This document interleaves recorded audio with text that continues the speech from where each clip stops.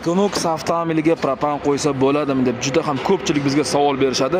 Aka, propanning ikkita foydasini aytib o'taman. Birinchi foydasi, motor sistemasida yomon benzin quyib qo'yadigan bo'lsangiz, napraylashlar qisib, ko'lsalar o'tirib qolishi mumkin. Shunga eng optimal yechim bu avtomobilga 98 dan yuqori beradigan, aktan beradigan propan qo'yish.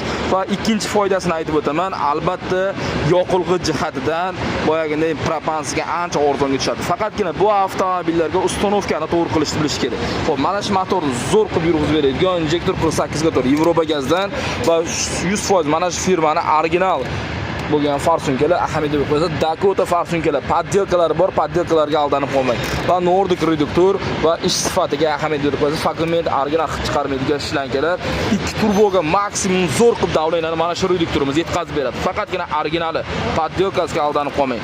Da aytgancha bu motorda XL bilan chalkashtirib qo'ymang, buni XL ham bor.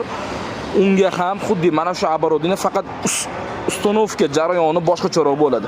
Sizda ham agar Econox, Malibu, XL 1.5 turbina, 2 turbo avtomobillar bo'lsa, bemalol murojaat qilishingiz mumkin. Ha, aytgancha bu avtomobilimiz 90 ga 10 rejimda harakatlanadi. Qaytarib o'tamiz. Agarda siz bundan ko'proq ma'lumot olmoqchi bo'lsangiz, sizda avtomobilga qiziqarli bo'lgan ma'lumotlar, ya'ni kilometrajlash masalasi bo'yicha ya propan va metan qo'yganda nimalarga ahamiyat berib yurish kerak, shular to'liq ma'lumot bilmoqchi bo'lsangiz, Telegram kanalimiz bor. Telegram kanalimizga zudlik bilan o'tib oling. Narx-navolar ham batafsil bo'ladi. Bu videoni maksimum propan va metan sifatisini qayerda qo'ysam bo'ladi deydiganlarga yuborib qo'ying.